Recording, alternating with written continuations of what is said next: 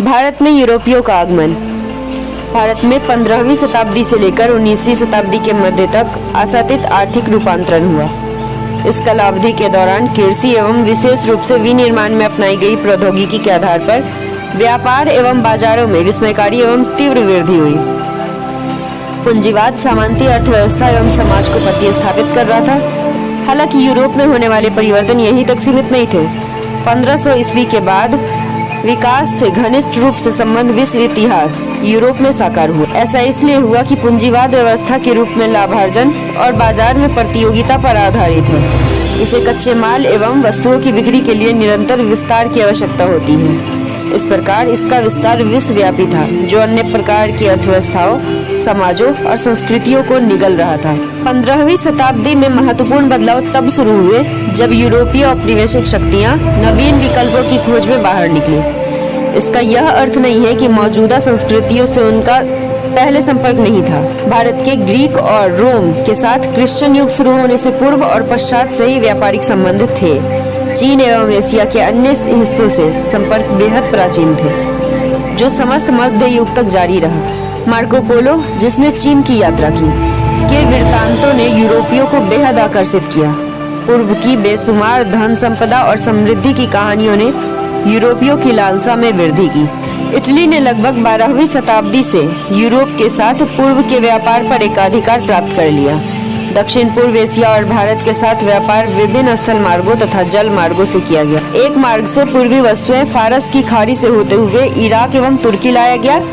वहां से इन्हें स्थल मार्गों से जेनेवा और वेनिस पहुंचाया जाता था। एक अन्य मार्ग से लाल सागर होते हुए वस्तुओं को मिस्र में अलेक्जेंड्रिया लाया जाता था, लेकिन वहां तब सुएज नहर नहीं थी, इसलिए अलेक्जेंड्रिया को भूमध्य सागर के माध्यम से इटली के शहरों से जोड़ा गया था। उत्तर मध्यकाल के दौरान विशेषकर इटली में विश्वविद्यालय में पुनर्जागरण संबंधी विचारों का प्रस्फुटन हुआ और 16वीं शताब्दी के दौरान साहित्य और विभिन्न कलाओं में इसकी स्पष्ट अभिव्यक्ति हुई। व्यापारियों, व्यवसायियों और बैंकरों के उदित हो रहे वर्ग से यूरोप के नवीन मध्य वर्ग का निर्माण हुआ। यह वर्ग पुनर्जागरण और सुधार आंदोलन से बेहद प्रभावित हुआ।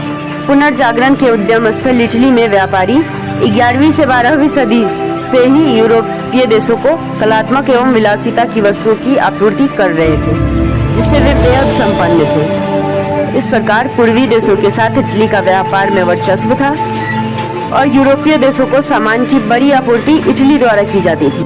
यूरोप के कई देश व्यापार के क्षेत्र में इटली के एकाधिकार को तोड़ना चाहते थे। 15वीं शताब्दी से ही अटलांटिक तट पर बसे देश अफ्रीका होकर पूर्व की ओर जाने का वैकल्पिक मार्ग खोज रहे थे। उल्लेखनीय है कि 15वीं शताब्दी के उत्तरार्ध में विभिन्न केंद्रीयकृत राज्यों और शक्तिशाली नरेशों का अभ्युदय हुआ, जिन्होंने भौगोलिक खोजों को बढ़ावा दिया तथा साथ ही खोजियों को वित्तीय मदद भी मुहैया किया। पुर्तगाल एवं स्पेन ऐसे देशों में प्रमुख है। 15वीं और 16वीं शताब्दी में मुद्रण और नक्शा बनाने का कार्य भी तेजी से विकसित हुआ और कंपास, खगोलिकी प्रेक्षणशाला, बारूद इत्यादि जैसी प्रौद्योगिकियां उपलब्धियों ने खोजियों को अत्यधिक सहायता की। इस प्रकार पुनर्जागरण का अभ्युदय, कृषि में निवेश कम लाभ वाला सिद्ध होना, कच्चे माल की आवश्यकता, नवीन बाजारों की प्राप्ति एवं विस्तार, पूर्व की धन संपदा का आकर्षण, ईसाई मत के प्रसार की उत्कट इच्छा एवं यूरोप में पुरातन व्यवस्था के स्थान पर नई व्यवस्था के स्थापित होने के कारणों ने भारत में यूरोपीय औपनिवेशिक शक्तियों के आगमन का मार्ग प्रशस्त किया।